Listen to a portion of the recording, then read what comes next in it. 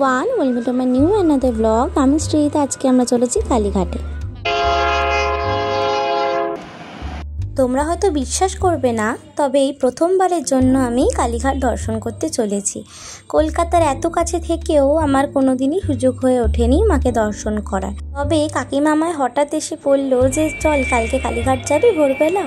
তো আমি শর্ট করে শুনে রাজি হয়ে গেলাম যে না, এতদিনের ইচ্ছা আমার পূরণ হবে ভেবে।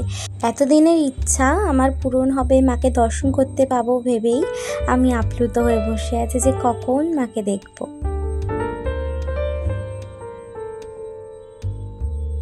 দেখতে দেখতে মেট্রো স্টেশন চলে এলো।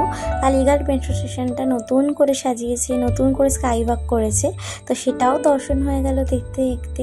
এই স্কাই ওয়াক দেখতে দেখতে আমার মনে পড়ে গেল দক্ষিণেশ্বর মেট্রো স্টেশনের কথা। আজকে আমি এসেছি এখানে আমার কাকিমা, আমার বোন ও বন্ধুর সাথে।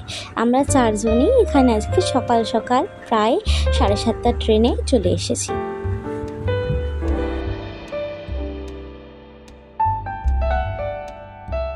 এরপর আমরা কালীঘাটেরই একটি নিকটতম মিষ্টির দোকান থেকে দুটো ডালা নিয়ে নিয়েছিলাম, আর ইনি আমাদের সেই ডালা সাজিয়ে দিয়েছিলেন।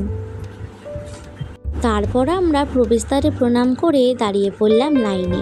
সেই দিন তুলনামূলকভাবে বেশি ভিড় ছিল, কারণ সেই দিন ছিল বৈশাখী অমাবস্যা। আর এই যে আমার কাকিমা লাইনে দাঁড়িয়ে আছে, সেই দিন প্রচুর ভিড় ছিল, তোমরা হয়তো দেখতেই পাচ্ছ কতটা ভিড় ছিল। আর লাইনে প্রায় 2-2.5 ঘন্টা ধরে দাঁড়িয়ে দাঁড়িয়ে আমাদের অবস্থা তো বেজায় কাহিল। তবে সত্যি বলতে তেমনভাবে কোনো কষ্টই হয়নি, কারণ সেই দিন এত আরামে এত স্পিডে লাইন এগোচ্ছিল যে বলার মতো নয়। সবই হয়তো মায়ের কৃপা। আর ওই যে দেখো চূড়া দেখা যাচ্ছে মন্দিরে, আর দেখতে পাচ্ছ কত ভিড়। আমরা প্রায় মন্দিরের কাছে চলে এসেছিলাম। মাকে এত কাছ থেকে দেখতে পাবো, দর্শন হবে আমি কল্পনাই করিনি। এরপর মহাদেবকেও প্রণাম করে বেরিয়ে পড়লাম বাইরে।